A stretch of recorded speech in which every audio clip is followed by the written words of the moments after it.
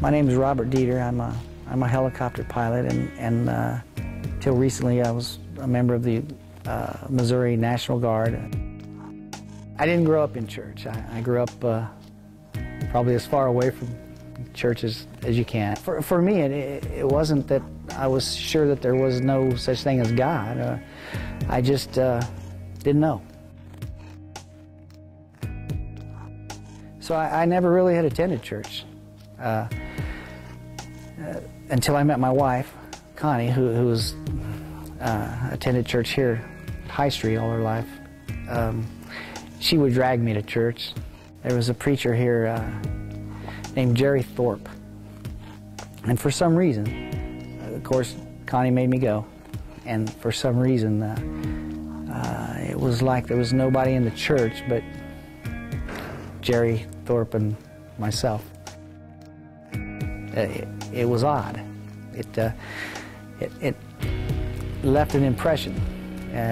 I think it made me start to question things. Don't get me wrong, I quickly dismissed it. In May, I was packing, getting ready to deploy to Iraq with the National Guard. I'll never forget that afternoon, at the evening or the afternoon formation, when they dismissed us. There were two elderly gentlemen there with a stack of little Bibles. And after it was over, we were released. I had my gear piled up along the wall. I ran over and got 2 armloads of gear and was making my way to the truck. And one of these elderly gentlemen stepped in front of me with this little Bible.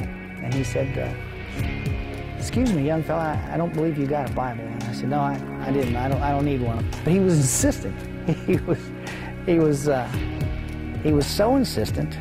I don't believe he was going to let me get around him without taking this Bible. And I didn't want to insult him. And finally I gave in and I said, "Fine, I'll take the Bible." So I picked it up and I arbitrarily opened it and I began reading.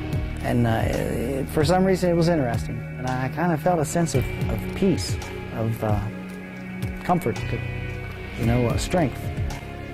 And it was a feeling hard to describe. It came time to move some furniture, some of our children's bedroom furniture, to my mother and father-in-law, Richard and Carolyn Reed's house. And Richard soon arrived, and we loaded the furniture, and I told him, I kind of confided in him about things that had been happening with listening to Jerry Thorpe, and now this. The man insisting I take the Bible, and I said, "What do you make of this?" And he said, "Well, Bob, does God have to hit you on the head with it?" When we got to his house, he immediately went and dug out a card with the steps, step-by-step instructions, how to be saved. And he told me to take it with me. And I did. I packed it in my duffel bag and took it with me. We loaded up, and soon we were in Fort Hood, Texas. I was thrown into a company of men of faith, and I thought, is there no escaping these people? I'll never get away from this. But I was still in the evenings reading that little Bible. One time I was going to pray. I thought I would try to pray. And it dawned on me I'd never prayed. I didn't know how to pray. And I thought, I wonder if in here anywhere there's instructions. I just opened it arbitrarily, and it opened right to the part where Jesus is telling disciples how to pray, the Lord's Prayer. And things like that just continued to happen. I knew it was, I couldn't just keep chalking it up to coincidence. I knew what I needed to do.